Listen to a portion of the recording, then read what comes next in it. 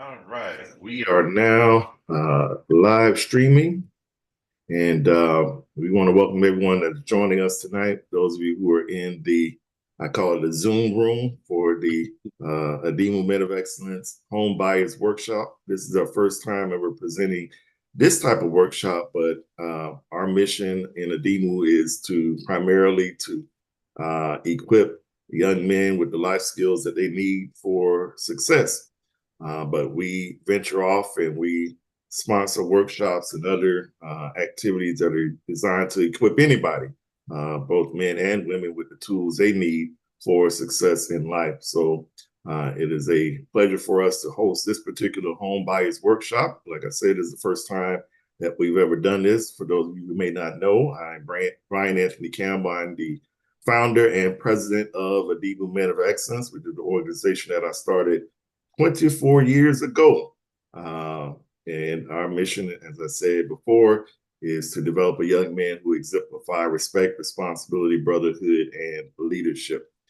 So tonight, I am so happy to have one of our alumni, Mr. Christopher Hall, who's going to be leading us in our workshop tonight, facilitating our workshop tonight. He's a licensed real estate agent here in South Florida.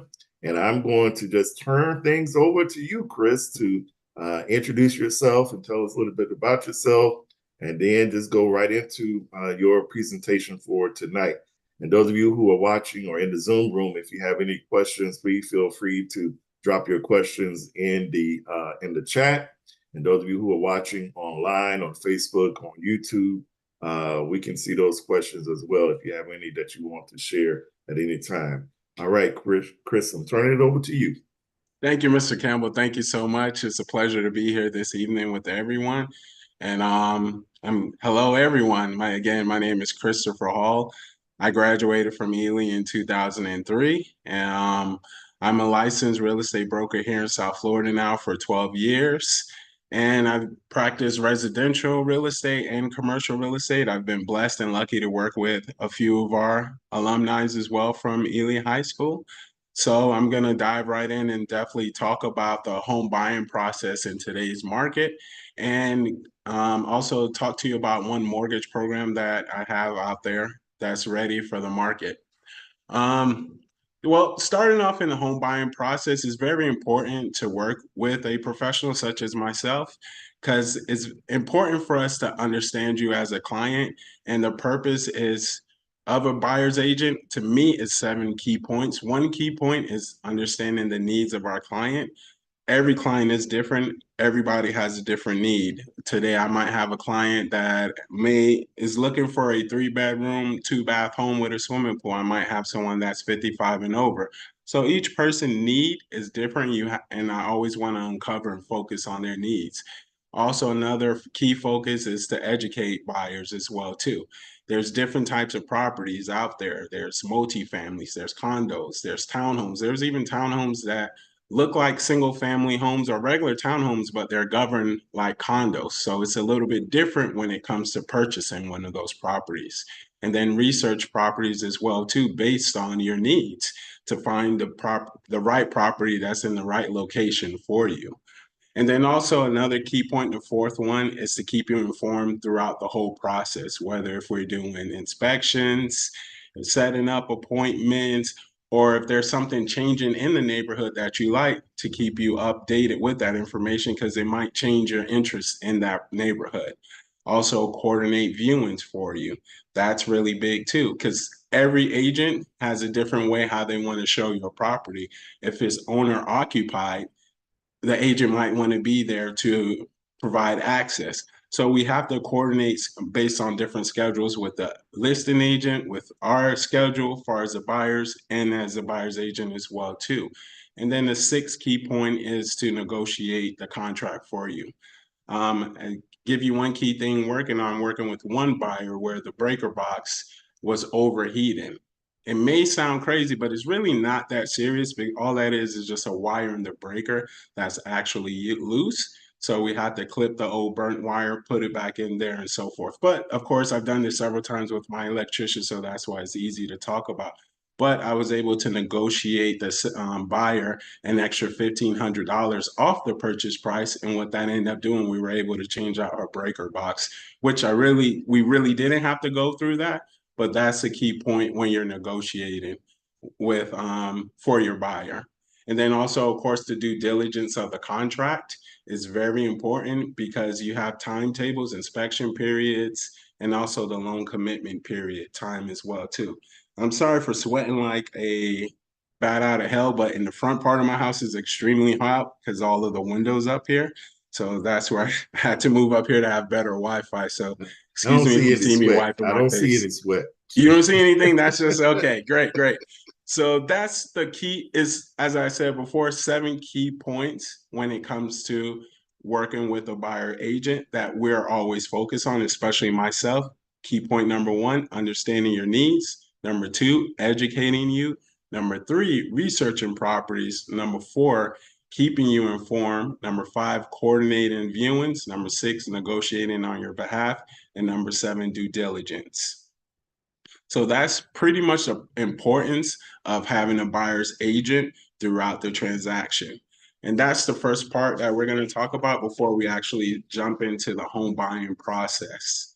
Before we go there, do we have any questions? Anybody have any questions they would like to ask? All right. So the biggest thing, I don't know if Mr. Campbell was able to pull up the PDF on here. Are you able to share that link in here in the chat? Do you think you could do Um, that? Or did you send it to me in the email? I sent it to you in the email. Let me see Okay. if I can. I'm right at it right now. So you keep going and I'll pull it up. Okay, sure. So in the home buying process is phase one in that process. Phase one is having our initial consultation and sitting down together and going over your needs. And as you can see, that ties back into the 7 key components of the importance of a buyer's agent.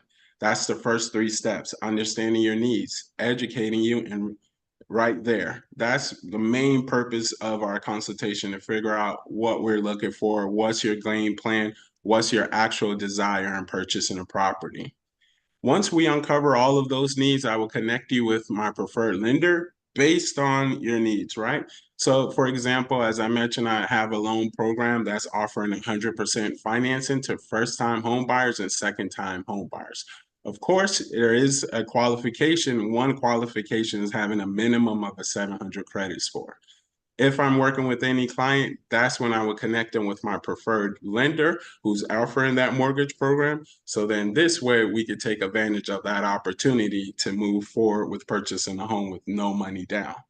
Now, based on the conversation of our consultation, you might say, "Hey, Chris, my credit is a little shaky. I am in a 640." I would definitely sit down with you and have you pair with my credit repair specialist, Lucia. So this way she could look at your credit report, look and see what we have to do in order to get you to a 660 or higher or 700 or higher. And the reason why I say 660 or higher, that's for your typical everyday loan programs, FHA, conventional VA loans. And that's the minimum requirement that they're looking for you to have, is a minimum 600 credit score and a debt to income ratio of 43% or lower. So that's when you're a buyer, that's what you want to keep in mind. My credit score needs to be at 660 or higher, or my debt to income ratio needs to be at 43% or lower. Because anything higher than that for your debt to income ratio, anything lower than that for your credit score, it's going to be a challenge to get you qualified for a loan. And also, not only a challenge, lower credit scores means you're going to have a higher interest rate. So we definitely want to make sure our credit is 660 or higher. So this way we'll be able to qualify for the best interest rates. However, let's say if we don't have any credit issues, then the lender is moving forward with your loan approval. This will determine what we qualify for a purchase price, right? Because I always tell everyone we want to know what you qualify for when purchasing a home, because it's just like going on a road trip. You want to know where you're going before you start traveling. You don't get in your vehicle, get in the turnpike and say, okay, I'm going to Live Oak, Florida, and you don't know any directions how to get there. So that's the same process for me as far as knowing your approval amount. The approval amount lets me know what you qualify for, your down payment. So this way, when I'm searching for the properties for you, I know which properties to show you and send you. Because again, as I mentioned before, certain properties that's governed as in condo, you cannot use an FHA loan to purchase those properties. So this is why we need that little bit of information so we make sure we pick the right property for you when showing you those properties. So when we go out, we're looking at the right properties. And then after we have the approval, as I mentioned before, we're viewing properties. Now we're outside, we're taking a look at properties. We're going to take a look at different homes that fits your criteria based on our initial consultation and the beginning that we talked about. Then from viewing properties is my favorite time when it's time to find your future home and it's time to move forward with making an offer. And that's where, once again, we're going back to one of my key important steps where it comes to educating buyers.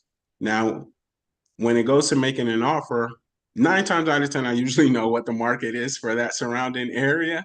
And then I can let you know what our home prices are going for based on an estimate. And then when it's time to make an offer, I will provide you with a market analysis of the property of interest to let you know, hey, the actual listed price might be overpriced based on the market, or we need to move fast because this property is priced below market and it's probably going to attract a multiple offer situation. So we want to be strong with our offer initially moving forward.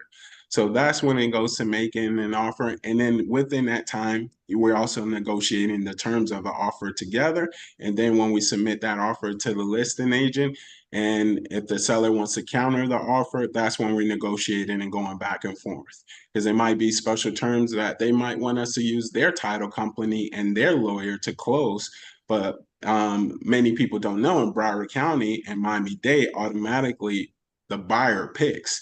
So if they do make that negotiation or make that change in the contract, you want an agent who's aware of that information who will say, okay, fine, let's let them do that. But the great thing about that is now that you're actually going to save money when it comes to the owner title policy, because if the seller actually picks the title company, that means they're actually going to have to pay for the owner title policy. And this is actually where we were talking about right here, the home buying process.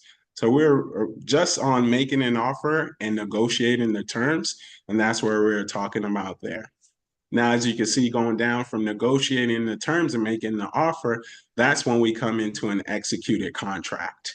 That's when both parties have agreed on the terms and all the signatures and initials have been made and is fully binding. This is a binding contract that is enforceable by the courts, and everyone is held to that contract, including us agents as well too.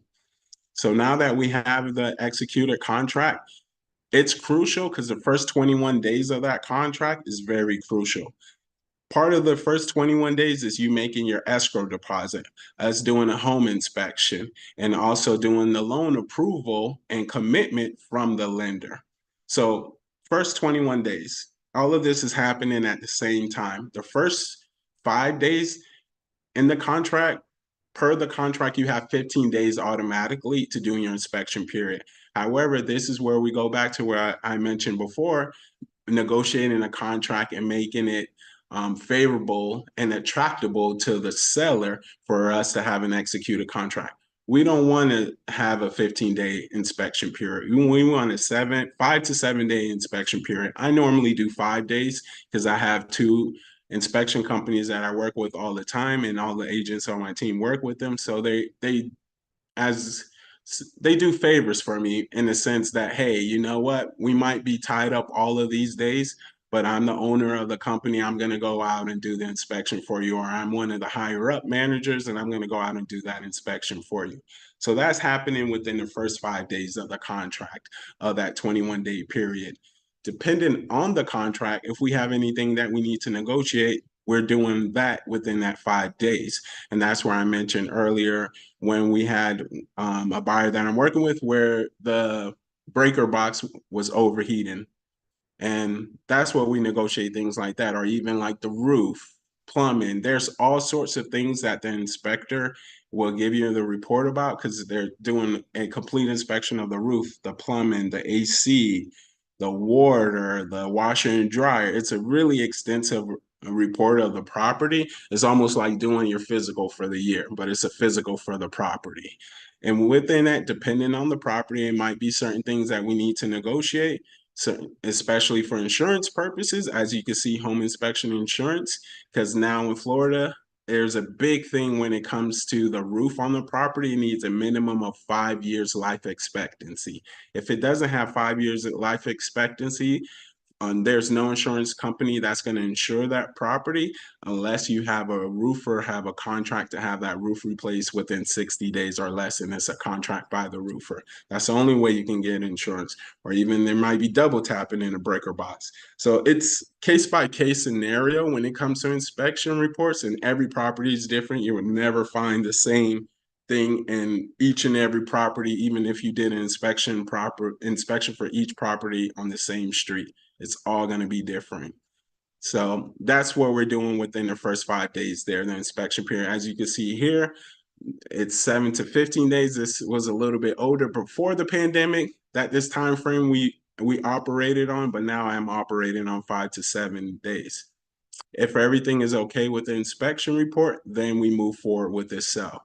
Also, just to remind you as well, too, in Florida, all of our contracts are as-is contracts. So the inspection is just for the buyer's purposes. The seller has no warrant to have to fix anything. However, they do understand that they want to move forward with the sale. So you do have almost 3 out of 4 sellers will comply and will work with you and will negotiate on your request for your buyer in regards to any issues or anything you would like to be replaced.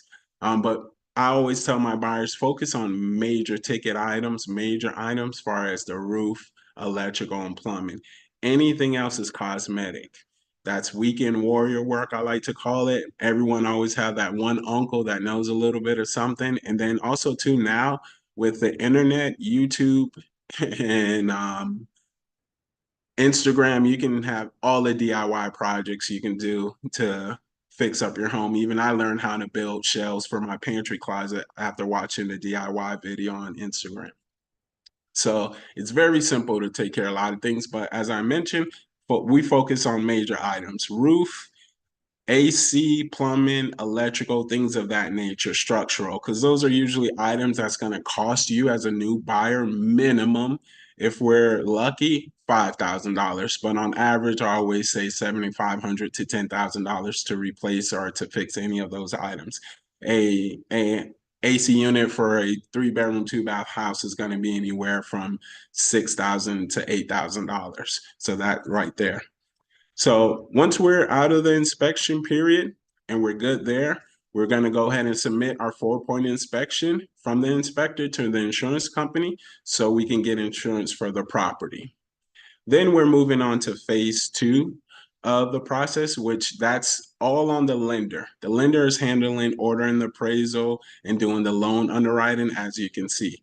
And based on the appraisal, if the appraisal comes back higher, which we always work for, we always gain. So this way is a plus for you as a buyer because now you actually have equity in your property. So that's where I always love to say the joke that you actually made money to purchase this property. I have one client that they had almost $17,000 worth of equity after purchasing the property, and they purchased it with a FHA loan. So it was 3.5% down, another 3% for closing costs. I say 7%. And then we actually had that we were able to get 4% concessions from the seller. And since it was a duplex, we collected all of the previous security deposit and last month's rent. So my buyer actually walked away with a check of $2,500. So he actually made money on the purchase. He really didn't have to bring anything to the table. So that's one way that the appraisal does matter. And then also now the appraisal, that's a great case scenario. We might have a worst case scenario where the appraisal comes in lower than the contract price, which is also a good thing too, because now that gives me ammo to go back to the seller and say, hey, the property is not as worth, it's not worth what we have on contract. My buyer put 2 feet forward to be in favor to move forward with the sale, especially when we get full asking price offers. But this shows the seller, hey, we've done everything in our part to make sure we could get that contract price possible, right? So now that we have that contract price is actually the appraisal is lower than the contract price, this is something that any other appraiser is going to see when they go to do their appraisal. Because a lot of people don't know, each property has something called a parcel ID associated with that property. I call that the social security number for the property. When the appraiser goes in his computer, he types in that parcel ID, he's going to see all the appraisal that's been completed on that property within the last 6 months. He's not going to go out his way to try to do anything different than the last appraisal that just recently happened. So I've never experienced where an appraiser say the house is worth 500,000 and then now it's 300,000 or even 400,000. It's usually give or take $10,000 to $15,000, and really and truly, it usually stays within the last appraisal amount. So then I can go back to the seller say every appraiser is going to see the same appraisal. We might as well move forward with a new sales price. And in my 12 years, I've probably had one or two deals where the seller didn't want to move forward. And usually when that happens, they're investors. They flip the property, they gutted the property out completely, and they do have margins that they have to hit in order for them to be profitable on this deal, or is actually going to be a dud. So in that case, it never really happens. And then Hey, also Chris, too, yeah, go ahead. we I actually just do have a question in the sure. chat or a comment. I'm not sure if you see that in there. With Um, concessions, was it to break down yes. concessions? Hmm. So sure. So normally, when we have a contract, we might we will ask in additional terms for the seller to probably give back concessions, i.e., closing costs or prepayments towards the buyer, maybe a dollar figure or a percent figure. And this is really good because, as I mentioned before, the loan program that I have that's 100%, right? You have to bring no money to the table, but you're going to have 3% in closing costs.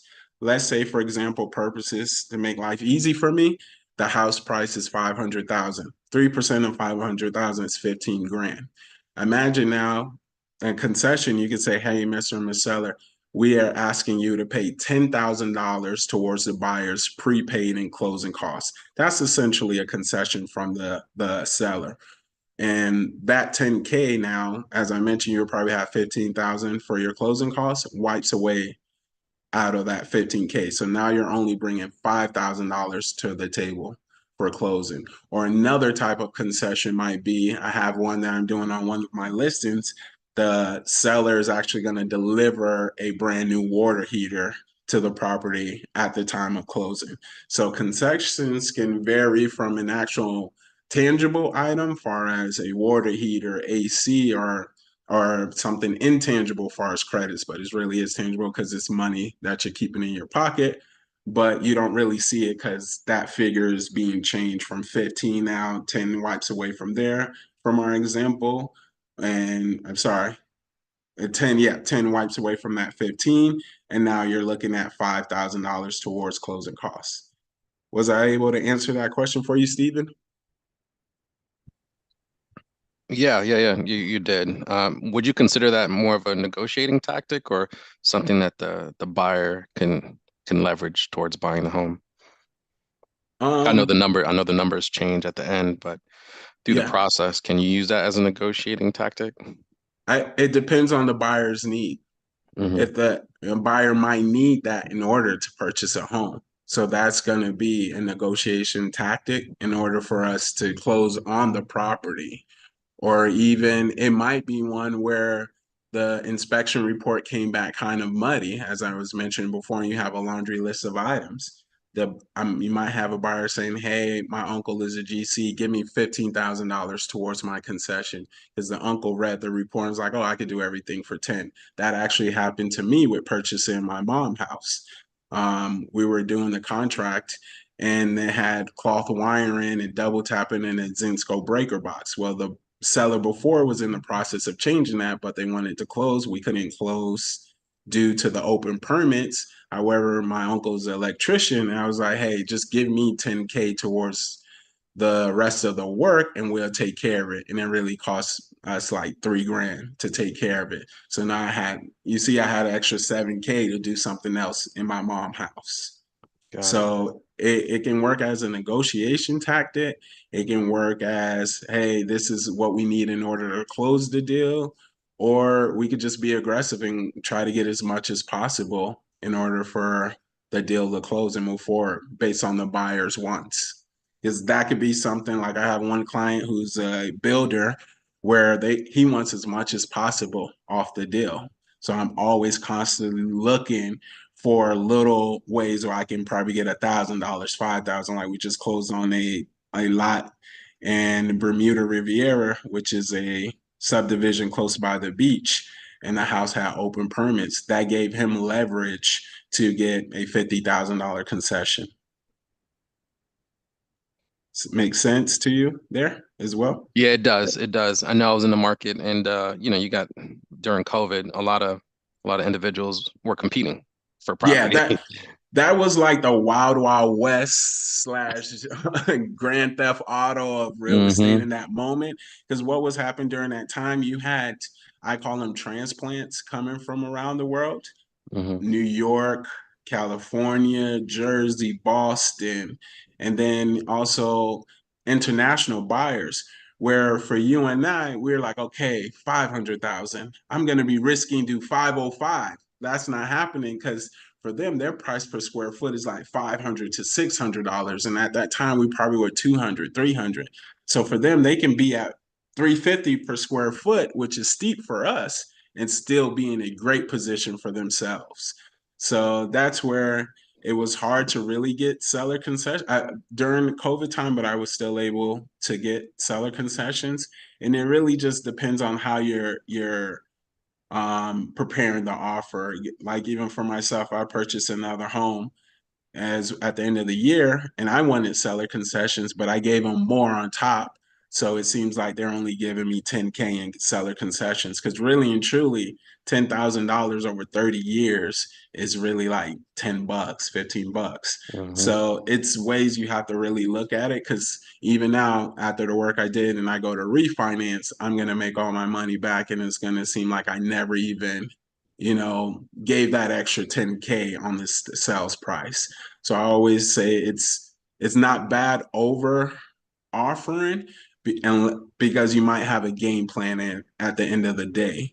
Just don't over offer because you're emotionally attached to the house. Because I Hmm. had someone do that recently and they're upset, in which I told them, don't do that. Do it because you have a strategy. And my strategy was to over ask, get the property under my belt, do the work I wanted to do, refinance because I knew the area was very desirable and people are listing homes quite often. Because at the same time, this generation is everyone like my neighbor's original owner since 1970. So that generation is moving out. So that's where I know in a year, because of the school zones, I'm able to make my money back plus more just based on there's A-rated elementary and middle schools. And does this apply to commercial properties as well? Commercial properties is a complete another beast. It's complete. Like I have a medical office that I'm selling now that it's crazy. It has a land lease, meaning that the building is on a land lease up until 2057 with a 50-year extension, right? Something like that. People have been ringing down my phone for that property. It's a medical office suite. However, I had another medical office that wasn't on a land lease, and people weren't so crazy about that property. So it's always commercials a different beast, especially because you have so many different factors. Like if it's office, retail, flex, then you start talking about industrial, then you have your different during COVID, landlords, especially the ones I work with, were just so happy to have someone in there to pay their CAM, their taxes, the Hmm. common area maintenance, things like that. They didn't even care about making any money far as the rent. Because if they CAM wasn't covered, now that's an expense that comes on their books. So that's where commercial is a different beast, especially when it comes to retail properties and multifamilies. It's a lot of moving pieces. All right, let's keep. Chris, if I However, a lot could, of the same tricks and trades I use in residential, I do use in commercial. So Chris, one thing I do want to ask, if I didn't know if you were done with the phase two of No, the not yet. visual that you were going over, because I want to make sure you cover that because Hmm. we may have some folks in the that are viewing that are part of the workshop tonight that are in this buying process. Now, one thing I was wanted to ask you, is there a particular area, looking at this chart, the flow chart that you have here, that is a particular challenge for home buyers, especially for first-time home buyers? Is there a particular area that you would say a potential or Yeah. prospective home buyer really needs to pay attention to or be prepared for? The biggest area that a potential home buyer and even a second time home buyer is the qualifying part, is making sure your credit is there, your debt to income is there. Because if, like I mentioned before, if you're at a 630, you're not gonna, it's gonna be hard to get an FHA loan. You're definitely not getting a conventional loan. And if you do get an FHA loan, your interest rates is gonna be half a point or 1 point higher than normal market. So you don't want to put yourself there. And that's what I've been running into. A lot of friends and family or even referees, their credit isn't always there, or they might have the credit, but their income isn't there. I like to call it the the you laugh at this one, Mr. Campbell, Father, the Son, and the Holy Spirit, because your credit, your debt to income ratio, and your income all has to be there.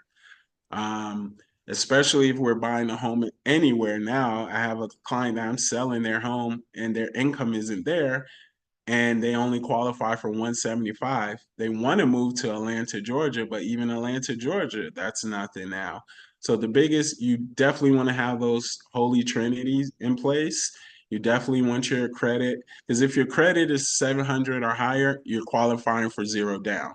If your debt to income is 43 and lower, you're fine there across every mortgage platform there is, whether if it's the new program I told you about, conventional, FHA, or a veteran loan.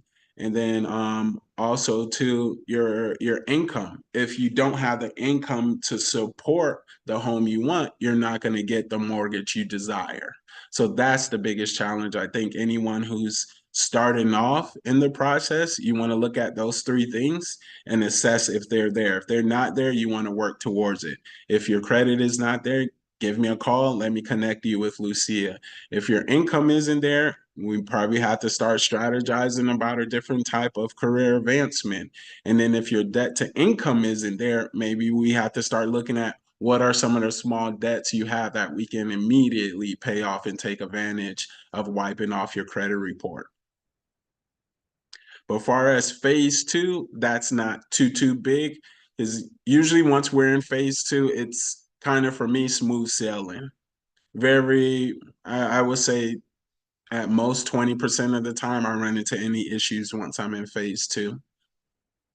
And that's because I've done all my homework in advance, as far as research the properties, educated the buyers what could potentially happen, won't happen, and also not only educating the buyers, sometimes you have to educate appraisers as well too, because certain appraisers just might just go into tax records and go based off of statistical data, i.e., price, square footage of the home, layout, and don't really take in advantage any upgrades that were done. Some of them don't even look in the MLS. So I like to always print out my list of a market analysis to provide for the appraiser. So very rarely phase two runs into any issues. I have a quick question. Yes, ma'am. So for me, like I'm a veteran, but my co-buyer Hmm.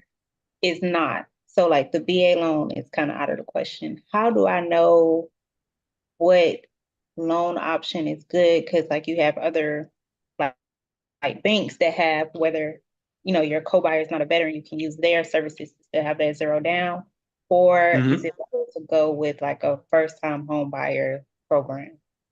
You should still, because you're the veteran and you're the primary borrower, your husband should still be able to go on the loan with you. And that shouldn't do anything with your VA loan status. I will have to double check that one, but I don't think it should affect that at all. what will end up happening, they use you as a primary borrower, and since you're married, your husband's income automatically is part of your income. But however, as I mentioned as well too, I have another zero down program which you could qualify to as well, as long as your credit score is over 700 and your debt to income is around 42, 43%. Okay. And however, I'm pretty sure I'll have my contact info. I'll put it in there in group, and then I can also reach out to my preferred lender. And then this way, I will confirm that with him tonight and send you a text or email early tomorrow morning. But I don't believe it should be an issue with that. Okay. Mhm. Thank you. You're welcome. Any other questions before we jump back into phase two? Good. All right. So that's where we're talking about the appraisal, loan underwriting. Also, during the loan underwriting portion of the lender part, where before we get to loan approval, that's confirming that your job is still there. You're still employed. You didn't make any crazy new purchases. When you're buying a home and you're in phase two, you do not want to qualify for any new credit. You don't want to even look at buying anything. I tell anyone, once we're starting and looking for properties or even starting the initial realtor consultation period, you do not acquire no new debt. Your debt is where it is at that moment, and it's gonna the next new debt would be the purchase of the home. And the reason why that could take you, that could mess up your ratios. The lender submitted your file to the underwriter saying your debt to income is 41%. Now you got a new car that changed your debt to income ratio, that increased it. Or even if you sign up for a new credit card, that just now you open up a new trade line. You don't want to do anything because that could stop your loan. Or even that's what all the underwriter purpose is, to verify that the appraisal report is good and everything you told the lender is actual and factual. Once they have all of that, then we have loan approval, and then we're smooth sailing. We know we're closing on a home because at the same time, we've submitted your file to title. So title is doing all of the title commitment, the title search, all of that good stuff to ensure that the title is marketable for us to move forward with the sale. And then once we're there doing that, we get a title commitment from the title agent, or I actually work with a lawyer-based title company. And the reason why, because if we ever run into any issues, I want to make sure we have legal advice and also to look over any contracts to verify anything. And this is actually free of cost to my clients because they're the title company that we use. And now, while they're doing all of that, we're writing down all of the utility services. You're sending an email to FP&L to let them know that you're going to move forward with the property. In most cases, you cannot cut on your water utilities until after you close, because most cities want the actual closing statement to show that you're the new owner of the property and a copy of the warranty deed. So you can't turn on that part of the utility until then. But after we're doing that, the lender is delivering the loan documents to the title company saying that, hey, we have loan commitment. Here's the loan package. This is the account that the money is going to be wired to. It's a lot of back office work that really doesn't concern us. However, when you work with the best in the business, all of that stuff happens smoothly. And I've never had a hiccup where I had to say, hey, Mr. Lender, hey, title company, you're messing up our closing day. Because in that contract, from the time we execute, there's usually a 30-day period. So that's why my loan commitment is only 21 days. And as I was mentioned before, lender sending the title docket, the loan package over to the title company. Title prepares the closing documents. You wire the remaining of your funds to close. The lender funds the transaction. Now you're essentially a homeowner. And that's essentially the process of buying a home. I know sometimes we hear from social media people it's very hard or it's a lot of work, but I've made it in a diagram where I streamline the process for you where it's very simple and easy. And one thing I did forget to mention, sorry, it just popped in my head. The reason why we have that 21-day period it's because forever, whatever reason, we can cancel the contract with no foul harm done to you. The inspection period, for whatever reason, we get the inspection, you don't like the property based on the inspection report, we can cancel the property and it doesn't change, or you don't lose your deposit, right? After the inspection period, if you said you wanted to cancel for whatever reasons in that inspection report, that could put your deposit at jeopardy. However, we still have the loan commitment that is going on in that 21 days. So the first 5 days is just an inspection period. Give you an example of this. I have a new agent on my team, love her to pieces. She's the most beautiful person inside and out.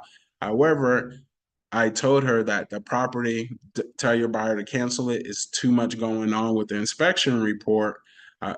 It might cost them way too much since they're a first time home buyer. However, the buyer wanted the property, they were in love with the property, and we got past our inspection period, and the property wasn't insurable because it needed a new roof. So if we wanted to cancel, we can't cancel because of the inspection period.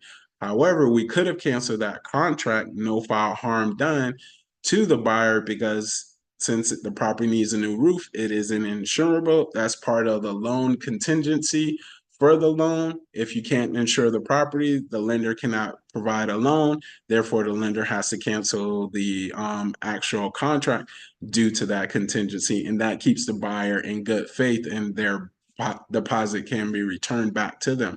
However, if that wasn't the case and the property could be insured and they still wanted to cancel, then they would have to forfeit their deposit. But that's a little insight of why that 21 days is so crucial to me. And after that 21 days, I'm really smooth sailing, or because those are the most important periods, your inspection period and your loan commitment period. If you have a good inspection period, that's great, but we still have a loan commitment period that we need to satisfy, and that's for the buyer qualifying for the loan and the house qualifying for the loan too, with meeting insurance purposes. Also too, Mr. Kimball, on that same slide we had there, it has a mortgage application on there. The main things you want to have is very simple: your last 30-day pay stubs, your last 30-day bank statements, and your last 2 years tax return. And that's all of the information that a lender is going to need to qualify you for a loan.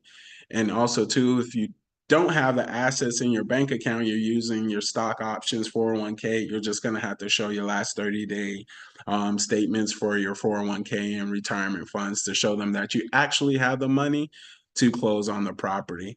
And in there, it gives you a list of what you have to do what paperwork you need if you're a business owner, because some of us are self-employed, and also gives you information you need to refinance a home. So it gives you a little bit in there, but since first-time home buyers, second-time home buyers, the main things we focus on is the most 30 days recent pay stubs, 30-day bank statements, and your 2-year tax returns. That's what's really going to be needed from you as a first-time home buyer or even a second-time home buyer. And then, of course, if you're self-employed, maybe you're 1099 or even whatever filings you have with your accountant for the year. But that's the basic information, the most important information you're going to need to qualify for a home. Any questions there?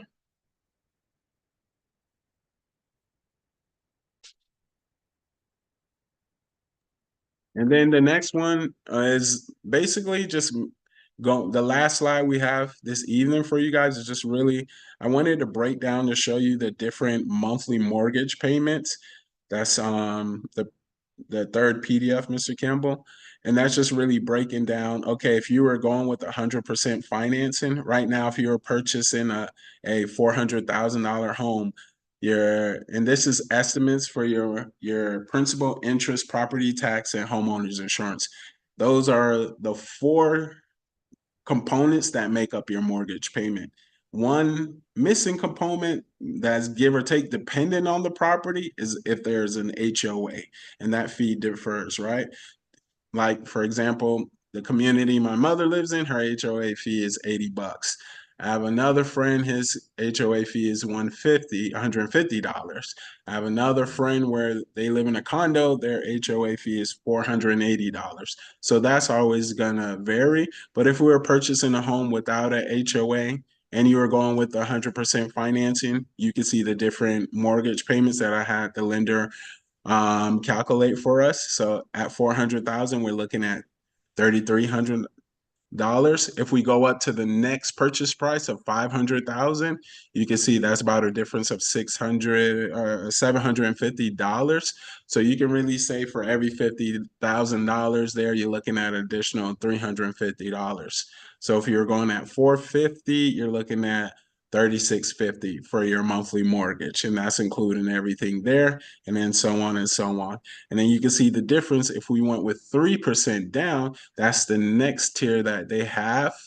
First, for first time and second time home buyers, you can see it's not that much of a difference for you to put down 3%, right? Which is $12,000.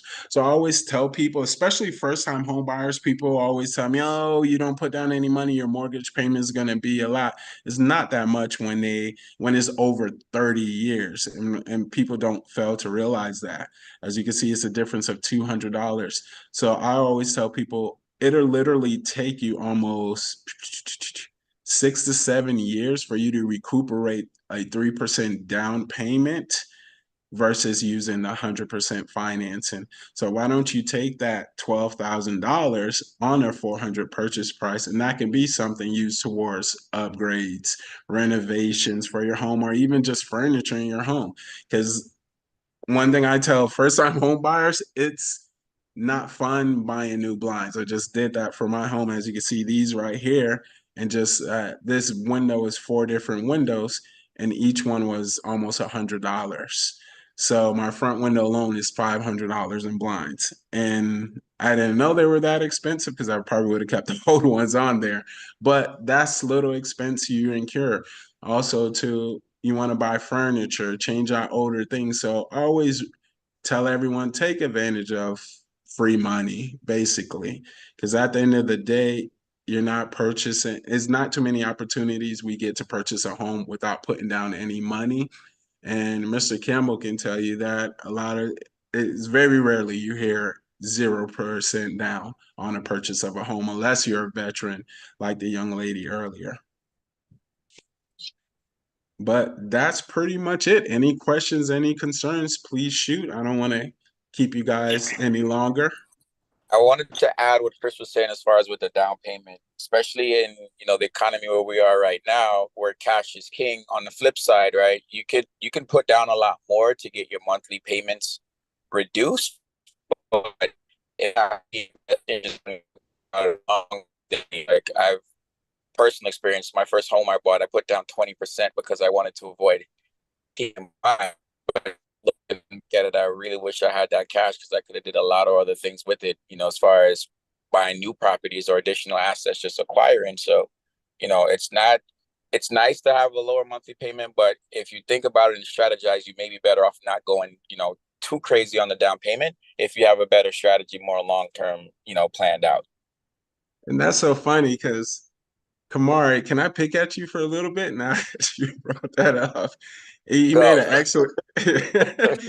So when Kamar was purchasing that first home, I told him, I was like, hey, man, he's exactly right. I said, because I've known Kamar all my life, basically, since what, first grade, Kamar? So we go all the way back since Castle Hill Elementary School. And I said, bro, don't put down that much money. Take the rest of the money and buy a multifamily, a duplex. And this was before COVID, wasn't it, Kamar? Just, he's probably going to run away now. Is he still there? He logged off. It looks like, oh, no, he's still there. No, I was trying to unmute. Yeah, it's literally the start of COVID. Yeah. So imagine if we would have bought that, we would have probably made an easy $300,000 because I sold my cousin the same duplex in the same area we we're talking about. And now that property, he paid $360 for it May 2020. And now the property is we're actually going to put it on the market towards the end of the year. And we're looking at early 700,000. So he made 100% back of the acquisition price back in equity. So that's, as Kamar was highlighting out, not to pick at my dear friend, but it's definitely important to utilize certain products that's out there, because really and truly, as we were just saying, 3 years, 4 years from now, that equity builds in the home, you can pull it out to buy another home, or you can utilize it to do whatever you would like to. It's actually your money. And that's the good thing about appreciation of real estate in South Florida, because everyone is moving here to South Florida. It just keeps driving our property prices up. Thankfully, interest rates are higher, so it slowed down a little bit, but don't worry about, oh, I'm paying too much for a home, or my gosh, I wish I would have bought before COVID, or whatever you might hear, because at the end of the day, we live in the only place in America that the actual land is gold, because it's sunny year round, it's 75 degrees year round, and in December, you can still wear shorts. You're right about that. We got a question with Marcus Burge. Marcus, go ahead and unmute yourself. Hey, Chris, I DM'd you the question as well. Currently, I'm renting a home, single family home, and, it's all managed through a property management company. But, we like the area we live in, and the house is a good fit for us. And the problem is there's not a lot of other houses for sale in this area. So how could I go about maybe, offering the homeowner, like, say, hey, can I buy the house from you? Like, is that something that's within the realm of possibility, and how would I do that? I just went through that for myself. I only wanted two communities in Plantation to live in. And one of the communities, even like now, currently, there's one property on the market in the community. That's another one. Then the community I live in now, out of 360 homes, there's probably 8 homes on the community. So what I did, I actually have a program that I use that it's actually funny. It's Canva. I create a nice love story, put pictures in there of you guys, family pictures, and create a story. Then I have a online program that I use that I send each one of those homes that same letter that we produced on Canva.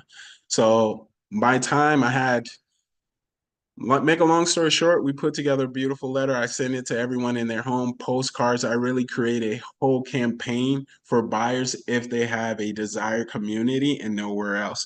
Like how you're saying, chances are where you live now is probably great elementary schools, great subdivision. Everything is there for our family. So it's really hard to find properties on the market for sale. I actually went through the same thing with Kamar. I go back and look through properties that were on the market before, find who those potential sellers were. If they didn't sell their home, I contact them directly. I even go and door knock the individual after sending them a letter to show them that, hey, I have an interested buyer. I even do a Facebook marketing campaign. So whoever's logging into social media will see my beautiful face and say, I have a great buyer here, Marcus, who's looking to purchase a home in your area. Here's his beautiful family. So that's one way to bring opportunities to the market that wasn't on the market before. Yeah, but I don't have access to their information, like where they live. Like when you look them up on the property appraiser, it just shows their name, but it shows this address that I live at. It doesn't show wherever they live now. Well, that's it. Are you working with a realtor, Marcus? No, I haven't done anything yet. I was just curious about, your So, thoughts around the so ability to do that. once you get ready, you give me a call. We start working together, and then don't worry about all of that part, because that's basically my job to get you the property in that community. I have a team of about 7 agents. So depending on the location, I already have an agent who specializes in that city. So we'll figure out how to get you a property in your desired community. So like how you're saying you don't have access to that, I have a virtual assistant and an office admin who takes care of all of that good stuff for me. So Yeah. once we have it, we mass produce it and get it to the homeowner.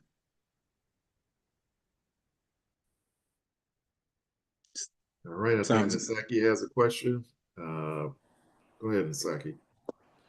Yes, was it the same concept as far as appraisals and concessions? I know you said commercial properties that would be another time. But could you give me like a brief explanation as far as like if I would want to purchase a plaza for multiple businesses or like a empty plot of land that somebody would want to build a venue in? Mm-hmm. When it comes to commercial, it all depends. So there's more deals in commercial that's done by cash. So it's really not an appraisal process. The appraisal process in commercial properties happen really and truly when there's an SBA loan involved. And that's when they're going to send out an appraiser to do that aspect, to appraise the property. Now, commercial is way more cutthroat than residential because there's definitely no emotions involved. It's numbers. So a seller with a commercial real estate strip, 9 times out of 10, they have money or they have access to money. So they don't have to sell like a homeowner has to sell. On a commercial, I have a client now that I have a value add retail building with 4 residential units on the top. It's a complete, it's a unique building. Let's say that. Right. However, she doesn't have to rush to sell because she has 10 more buildings like that that's bringing in minimum $4,000 plus her everyday business. So for her, she wants a number. If the number isn't there, they're not going to sell. So when it comes to an appraisal being done on a commercial property, they might say, oh, well, come up with the difference in cash or we're not moving forward with the deal. And then a lot of commercial owners are hesitant too, and they're kind of iffy if they're not educated properly when it comes to SBA loans, because then they're going to tell you they don't want to tie up their property for anywhere for 30 to 45 days, because that could be the potential time frame to do an SBA loan and appraisal just for them to come back and say the property didn't appraise. So that's where it's different on commercial properties. That's why I was saying it's a whole nother beast, and the rules don't really pertain to commercial properties like they do for residential when it comes to appraisals. You have better leeway with inspections in commercial properties, but appraisals, they're like whatever, pay the difference out of pocket or cancel and move forward. All right. Thank you. Chris, do you mind going ahead and as we get ready to wrap things up, if there are no other questions, go ahead and share your information, your contact information, and then if you could just type it in the chat. Sure. My contact info, Christopher Hall, Hall. Phone number is 954-707-1307. My email is my first and last name together, one word, Christopher Hall at Keys, Keyes. Everyone calls it keys.com. And so that's fine by me. I don't take it personal, but it's Keys, it's Keyes.com. And you can reach me there. Could you repeat the phone number again? Sorry about that. Sure. 954-707-1307.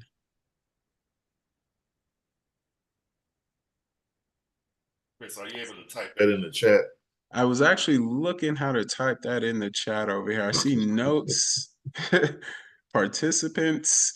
I see everyone's name here. Right. It is funny because they changed the screen here on Zoom because I'm looking for the chat. I don't even see it. I know. I was like, man, I haven't been on one of these in a while. Is it the whiteboard? Thanks, Stephen. I don't know how you did it, but thank you. Oh, I see a chat right here. Yeah. There we go. Let me see if I can upload. See, while Chris is typing in that information, if you guys have any questions, feel free to reach out to Chris even after the live stream tonight, because we really want to do our part in helping those who desire to be homeowners or property owners to make it possible for you to do that. And so we're definitely appreciative of the fact that we have people like Chris that we can call on to help us in these areas. Any other questions? Anybody else have any question you may want to put in the chat or you want to ask at this particular time? Chris, do you have any final thoughts? Any remarks you want to share with the group? I definitely believe that we definitely should make real estate a number one priority in our lives. Because as we see now, as time progresses, affordable housing isn't there anymore. And I just don't believe that people who are investors in hedge fund companies, like you have one big company, Invitation Homes, they probably have the most rental properties in any metropolitan area.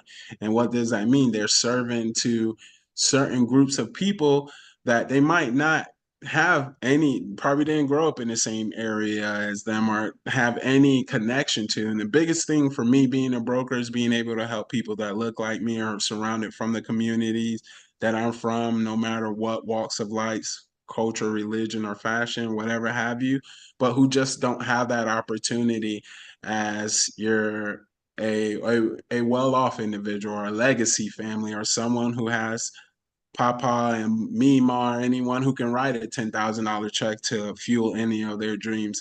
And I just think this is a way that you can create wealth for your family. I know everyone talks about the generational wealth in this, but it's actually really true because now you can give an opportunity to someone to say, hey, I'm not going to kill you with monthly rent.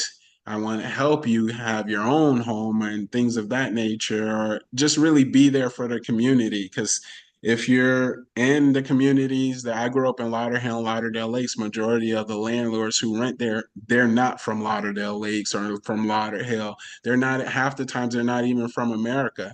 So I definitely say, hey, let us create opportunities for the people in our community that's around us so they can see that, okay, we can do this, we can own a home. The generation that's under them, as I told Mr. Campbell, I always knew there was other opportunities in life because I seen other men that looked like me that were professional. So it gave me the opportunity in the back of my head to say, hey, I could do whatever I really want to do. So I think that's very important. And I think as a community, if we get back to those little key moments and key points, I think we can really help people in need because again, it's going to be hard for people to find adequate housing in South Florida in the next 2 to 5 years.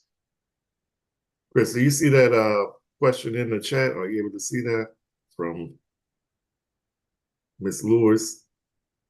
Yes.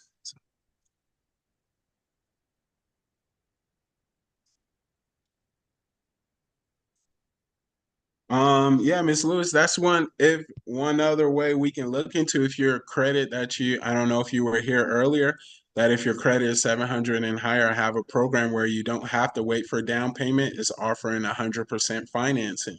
So just how you were able to get your credit score higher, depending on what number it is, if it's at a 670 or 680, maybe you want to reach out to me. I can connect you with my credit repair specialist, or maybe we can connect with whoever you might have been using before, or see whatever you've probably been doing on your own to probably help you get there.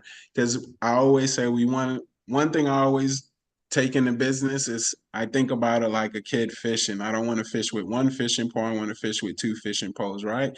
So right now you waiting to have the funds, that's using one fishing pole. But if we can work on simultaneously you increasing your credit score, maybe that might happen faster than the money. And then now we can still give you an opportunity to purchase a home. And then when more funds come now, if this program is still around, you can purchase another one and turn the first one into a rental property. Because don't think of your first property as your dream home, as your forever home. Think of that, I always tell everyone, as your first rental property, your first investment home. Statistically, we're only going to be in our property that we buy per National Association of Realtor stats, 5 to 7 years. So just based off of that right there, 5 to 7 years, your home will be a rental property. And if you can make that happen quicker by what we're doing based on your scenario here, Miss Lewis, we can probably get you 2 properties within 2 years. All right. So we definitely appreciate everyone for joining us tonight. Appreciate those comments. Don't forget, you can contact Chris directly His phone number again is 954-707-1307. And please feel free to reach out to him if you have any further questions, or if you'd like for him to assist you in your home buying process, or in the purchase of a home or a property. And so please look out for him. Please give him a call, and I'm sure he'll be ready, willing, and able to help you. Chris, again, thank you so much for joining us and agreeing to conduct this workshop for us tonight. I often, even as a former teacher at Blanche Ely, mentor and all of that good stuff, I have a lot of my former students, mentees, and folks that know me, talking about buying a home or interested, but they don't know a whole lot about the whole process. So it's good to know we have people like you that have the information we need and are able to help those who are interested in being homeowners. So definitely appreciate you so much. And we look forward to working with you again to maybe sponsor another workshop. Maybe we can talk more about commercial properties and other programs that are available for homeowners. So we appreciate you so much. Yes, sir. Thank you again for the opportunity. Thank you, everyone, for your time as well. And look forward to the next time. All right, everybody have a good night.